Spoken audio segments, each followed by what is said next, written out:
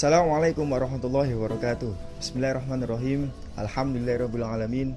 Assalatu wassalamu ala asrofil anbiya'i wal mursalin Sayyidina Maulana Muhammadin wa ala alihi wa ashabihi ajma'in. Amma ba'd. Selamat pagi anak-anak. Bagaimana kabar kalian? Semoga kalian tetap diberikan kekuatan, diberikan keistiqomahan dalam menjalani ibadah puasa di dalam bulan yang penuh barokah ini. Alhamdulillahirabbil alamin. Pada pertemuan kali ini kita tetap diberikan kesempatan ya untuk mempelajari ilmu Allah, untuk talabul ilmi. Apalagi ini adalah bulan yang penuh keberkahan, bulan yang penuh rahmat. Kita talabul ilmi, insya Allah nanti kita akan mendapat kemanfaatan yang besar, kita akan mendapatkan ganjaran yang banyak. Amin ya rabbal alamin. Pada kesempatan kali ini kita akan mempelajari tentang kondisi masyarakat sebelum datangnya Islam. Kita akan mempelajari tema tersebut dengan metode yang baru. Kalau sebelumnya kita hanya menggunakan metode ceramah, tanya jawab, diskusi, sekarang kita akan mencoba untuk menggunakan metode edutainment. Jadi metode edutainment itu adalah penggabungan antara belajar dengan bermain supaya tercipta pembelajaran yang seru, tidak menjenuhkan. Apalagi mata pelajaran SK ini adalah mata pelajaran yang memerlukan kita untuk memahami segala alur cerita ya. Kita juga harus menghafal juga. Kalau kita hanya mengikuti pembelajaran saja tanpa ada hiburan kan kita akan jenuh, kita akan bosan dan akan susah untuk menerima materi. Nah, kalau kita menggunakan metode edutainment, pikiran kita akan menjadi fresh, hati kita akan menjadi tenang, hati kita akan menjadi senang, kita akan mudah dalam mencerna materi, kita akan mudah dalam memahami materi. Nah, selanjutnya kalian bisa melakukan absen pada Google Classroom seperti biasanya. Saya sudah menyiapkan absensi di sana. Kalian langsung saja melakukan absensi di Google Classroom. Jadi setelah ini saya akan tunjukkan peta Jazirah Arab dan video pendek tentang tema kita kali ini. Kalian menyimaknya dengan baik supaya nanti bisa memahami alur pembelajaran kita pada pertemuan kali ini.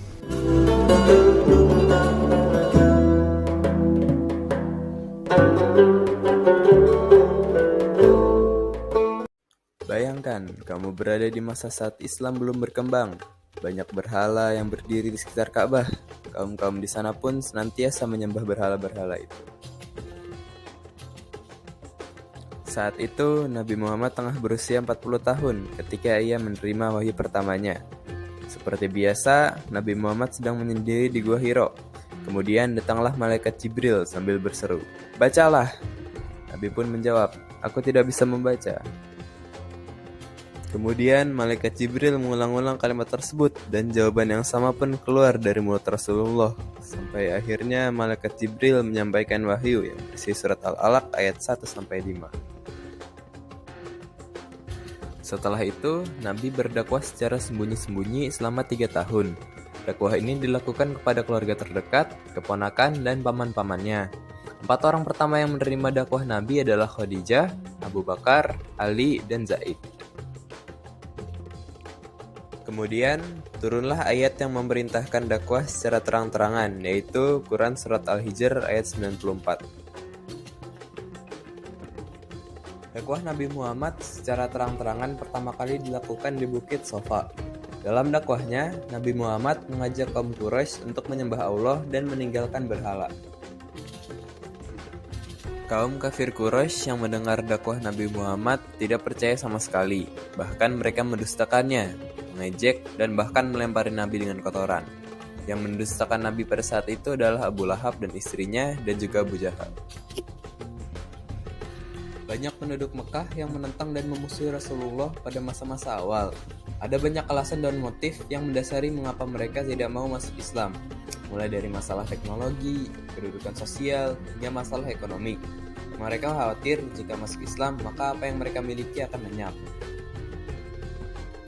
Mereka juga menunjukkan permusuhan yang nyata pada masa-masa awal Islam. Berbagai cara mereka tempuh untuk menghentikan dakwah Islam yang dibawa Rasulullah, mulai dari penyiksaan, ancaman pembunuhan, hingga tawaran harta benda. Semua upaya kaum kafir telah dilakukan. Tetapi tidak ada yang berhasil. Rasulullah tetap saja mendakwahkan Islam di Mekah hingga 13 tahun lamanya. Sekarang saya akan menjelaskan tentang kondisi masyarakat Arab sebelum datangnya Islam. Jadi dahulu kala masyarakat Arab itu sebenarnya menyembah Allah kok. Sebenarnya mereka itu menganut agama tauhid yang dibawa oleh Nabi Ibrahim, kemudian diteruskan oleh Nabi Ismail. Bahkan beliau itu juga membuahkan budaya yang kita lakukan sampai sekarang, yaitu Ka'bah itu juga tinggalan beliau. Kemudian ibadah kurban itu juga tinggalan beliau. Dan alhamdulillah budaya tersebut terjaga sampai sekarang. Nah, setelah wafatnya Nabi Ismail, itu mulai tuh ada penyimpangan-penyimpangan yang terjadi di tengah-tengah masyarakat Arab. Diawali pada suku Khuza'ah. Nah, pada saat itu ada orang yang bernama Amir bin Lubai, dia adalah kepala suku. Itu adalah orang pertama yang melakukan penyimpangan di tengah-tengah masyarakat Arab. Jadi ceritanya dia itu sedang berkelana atau apa ya? Kan orang Makkah pada saat itu suka keluar kota itu loh, keluar negeri. Nah, Amir bin Lubai itu sedang di Syam, kalau sekarang itu Syria. Nah, di sana dia melihat orang-orang itu menyembah berhala. Setelah melihat dia tertarik, dia ingin mempelajari. Kemudian dia memang benar-benar langsung mempelajari dan bisa. Nah, setelah itu dia pulang itu membawa berhala dan dia ingin menyebarkan ajaran atau kepercayaan menyembah berhala tersebut. Nah, dia menyebarkan ajaran tersebut, dia mengajarkan kepada masyarakat bagaimana cara menyembah berhala, bagaimana cara membuat berhala. Nah, sampai-sampai di Ka'bah itu penuh dengan berhala. Kurang lebih sebanyak 360 berhala ya, itu yang ada di sekitaran Ka'bah. Itu adalah buatan orang-orang Mekah yang diajari oleh Amir bin Lubai. Gitu. Itu adalah asal mula penyimpangan yang dilakukan di masyarakat Arab.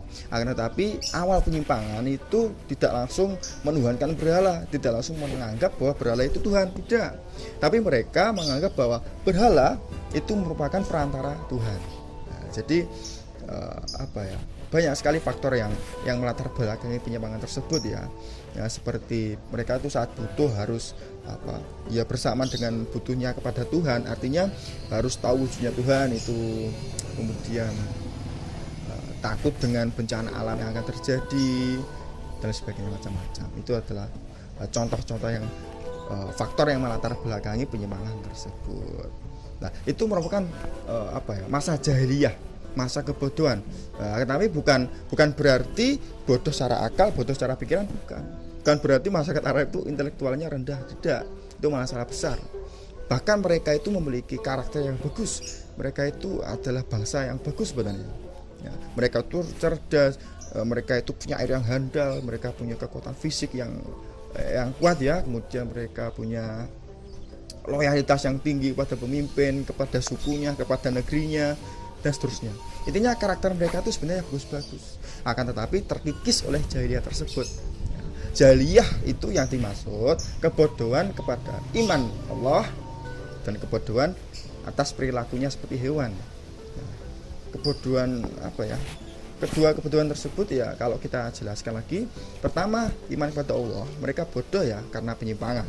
Kedua, kebodohan atas perilakunya yang seharusnya menjadi manusia yang baik, berperilaku yang baik, mereka malah berperilaku seperti hewan. Kenapa seperti hewan? Ya bagaimana tidak, mereka sukanya minum khamr atau minuman keras, kemudian berjudi, merampok, berzina, terus ada juga merendahkan wanita, menganggap wanita ibarat hewan. Nah, itu kan bukan perilaku manusia yang baik. Nah, dari menganggap perempuan menjadi ibarat hewan atau diskriminasi terhadap wanita atau tidak adanya kesetaraan gender, muncullah adat yang sangat keji ya, yaitu mengubur anak perempuan secara hidup-hidup. Nah, itu dilatar belakangi atau diprakarsai atas diskriminasi masyarakat Arab terhadap perempuan. Mereka menganggap bahwa perempuan itu adalah beban, tidak memiliki kekuatan. Nah, anak perempuan itu akan mendatangkan keburukan, mendatangkan bencana kepada keluarga.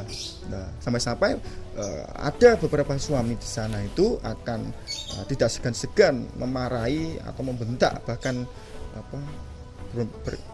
kasar kepada istri jika dia melahirkan anak perempuan. Bayangkan anak perempuan masih bayi, tidak memiliki dosa apa-apa, mereka dikubur secara hidup-hidup. Nah, itu adalah jahiliyah dalam perilakunya. Nah, setelah sekian lama masyarakat Arab hidup dengan penuh kebebasan, hidup dengan tanpa aturan, mereka tuh mulai merasakan keganjalan. Mereka tuh mulai merasakan lelah. Nah, kenapa lelah? Ya bagaimana tidak, tolong mereka itu hidup di tengah-tengah banyak orang kriminalnya ya merampok, judi, zina. Akhirnya kan merasakan, aduh saya nggak bisa nih hidup kayak gini terus. Mereka membutuhkan aturan, mereka membutuhkan syariat. Ya. Nah, maka datanglah Islam. Qadarullah, Islam datang di Mekah, ya, diutus melalui orang yang sangat mulia, yaitu Nabi Muhammad SAW. Nabi Muhammad menjadi Rasul itu pada tanggal 17 Ramadan, ya mungkin sekitar 10 hari lagi ya, ini 17 Ramadan. Beliau diangkat 17 Ramadan ketika berumur 40 tahun, ya. Yang menjadi Rasul itu saat itu di Gua Hiro ya. Di Gua Hiro dia diwahyukan surat Al-Alaq ayat 1 sampai ayat 5. Kemudian setelah itu ada wahyu kedua yang turun, yaitu Al-Mudaththir. Al-Mudaththir ayat berapa ya? Ayat 84. Nah, Al-Mudaththir ayat 84 itu memerintahkan beliau untuk berdakwah, untuk menyiarkan agama Islam kepada masyarakat Mekah. Itu. Nah, kemudian turun lagi ayat Asy-Syu'ara ayat 154 yang memerintahkan Nabi untuk dakwah secara sembunyi-sembunyi. Nah, pertama beliau itu berdakwah kepada kerabat-kerabatnya, kepada sahabat karibnya. Itu dulu, dan menjadikan kalau kita bahasa sekarang itu base camp ya, base camp atau kesekretariatan. Nah, base camp dakwah saat itu di rumah Arqam bin Abil Arqam. Nah, itu adalah base camp dakwah Nabi saat secara sembunyi-sembunyi. Nah, kemudian ada beberapa orang yang pertama masuk, yang pertama menerima ajaran Nabi, yang kita sebut dengan as-sabiqun al-awwalun. Itu seperti Siti Khadijah, dia adalah orang pertama yang masuk Islam dari kalangan wanita. Kemudian ada Ali bin Abi Thalib, beliau adalah orang pertama yang masuk Islam dari kalangan anak-anak atau pemuda ya. Kemudian ada Zaid bin Harithah, beliau adalah orang pertama yang masuk Islam dari kalangan hamba saya. Dan ada Abu Bakar As-Siddiq, beliau adalah orang pertama yang masuk Islam dari kalangan bapak-bapak atau orang dewasa. Nah, tapi perlu kita ketahui, meskipun ada kerabatnya yang mau menerima ajarannya, nah, ada juga kerabatnya di sisi lain yang menolak. Itu. Siapa itu ya? Dua pamannya. Nah, ada dua paman Nabi yang menolak ajaran beliau, yang menolak dakwah beliau, karena mereka itu bersikuku untuk mempertahankan ajaran nenek moyangnya, itu menyembah berhala itu tadi ya. Tapi kedua pamannya ini memiliki perbedaan sikap yang signifikan. Bahkan saya katakan itu 180 derajat itu perbedaannya. Siapa beliau? Yaitu Abu Lahab dan Thalib. Abu Lahab itu menolak dengan tolakan yang keras ya. Bahkan sampai-sampai dia itu ingin membunuh Nabi. Bayangkan, dia itu pamannya. Nah, masa toh ingin membunuh keponakannya gara-gara perbedaan kepercayaan atau penolakan atas kepercayaan yang dibawa oleh keponakannya. Nah, berbeda dengan Abu Thalib. Abu Thalib malah mengayomi, Abu Thalib melindungi dari para pembesar kafir Quraisy yang ingin menekan Nabi, yang ingin menyerang Nabi atau bahkan membunuh Nabi.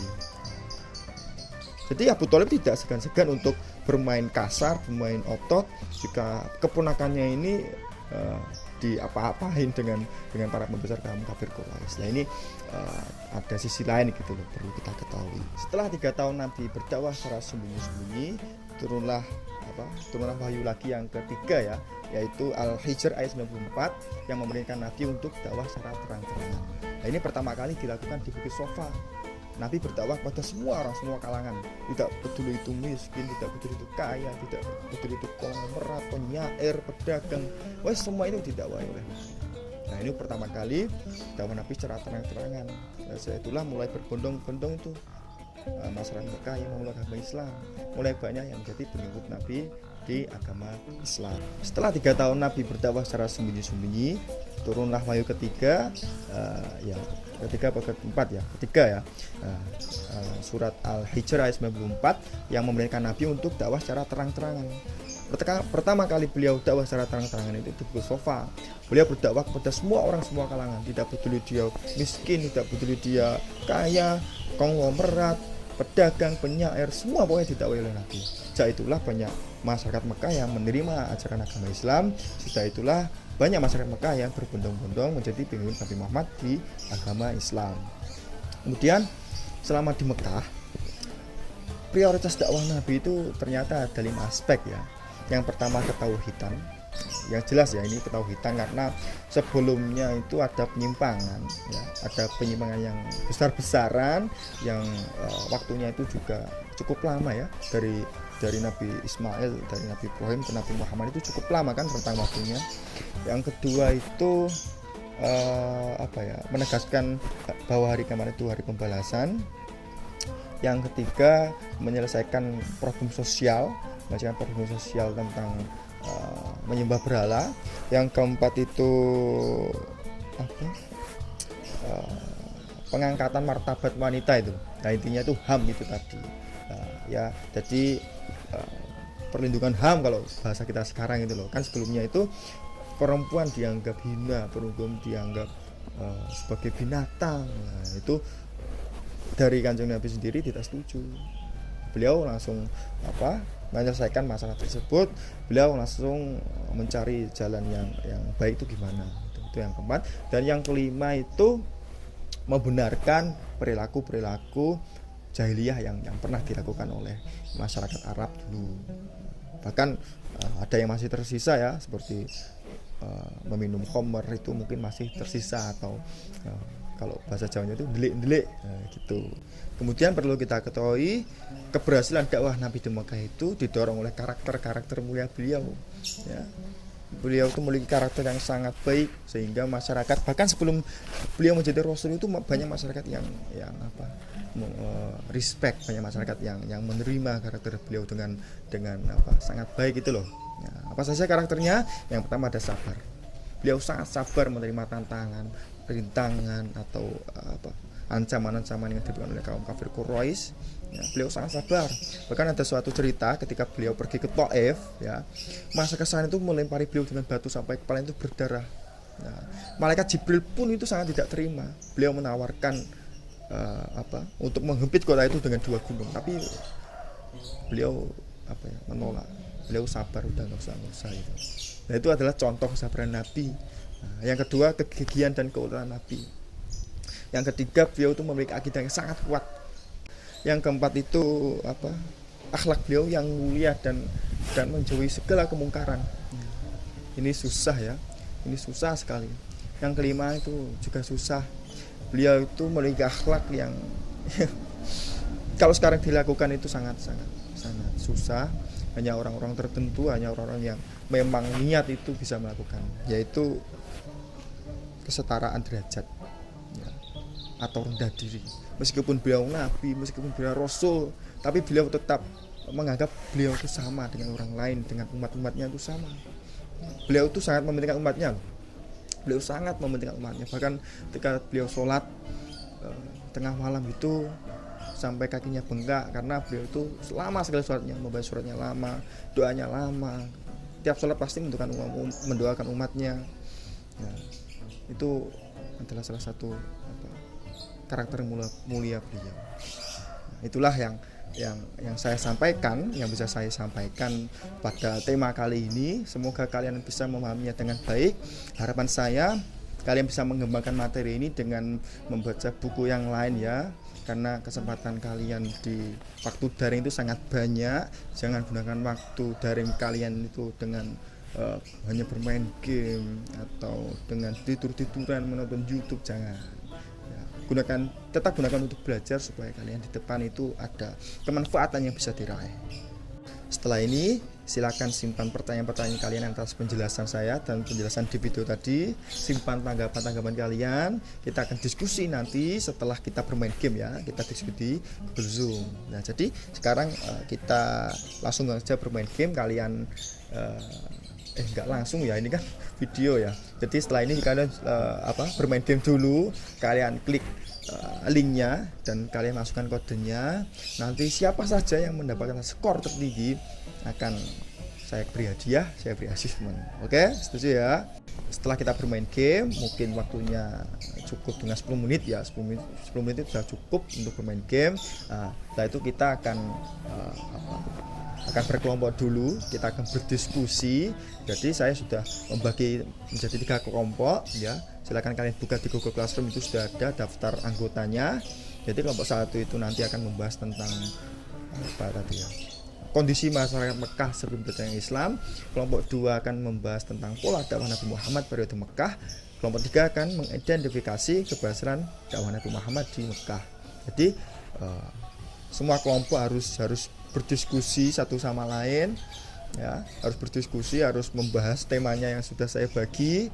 Kemudian setelah itu mempresentasikan dan jangan lupa tiap kelompok presentasinya ada yang membuat mind mapping ya seperti biasa, supaya kalian tuh presentasinya lebih hidup gitu loh, lebih teratur.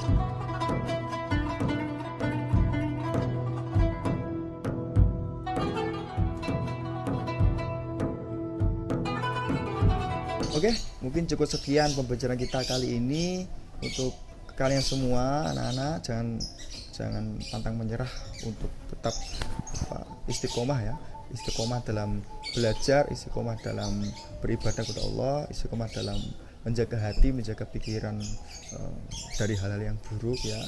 Kalian semua harus tetap menjadi orang baik pada semua orang, baik kepada semua makhluk, baik pada orang tua kalian, baik kepada teman-teman kalian, dan baik pada Allah ya. Kita tutup pembelajaran kali ini dengan berdoa terlebih dahulu. Rabbi fa'fa'na bibarakatihim wahdinal husna bihurmatihim wa amisna fi tariqatihim wa mu'afati minal fitani. Rabbi fa'fa'na bibarakatihim wahdinal husna bihurmatihim wa amisna fi tariqatihim wa mu'afati minal fitani. Allahumma inni asta'udzubika ma 'allamtani fardidhu ilayya inda hajati ilaihi wa la tunsini ya rabbal alamin. Alhamdulillahirabbil alamin. Kita sudah selesai melaksanakan pembelajaran kita meskipun daring. Kalian harus tetap serius, kalian harus tetap semangat dalam melaksanakan proses belajar dan mengajar. Sekian, wabillahi taufik wal hidayah, waridha wal inayah. Assalamualaikum warahmatullahi wabarakatuh. Rahayu.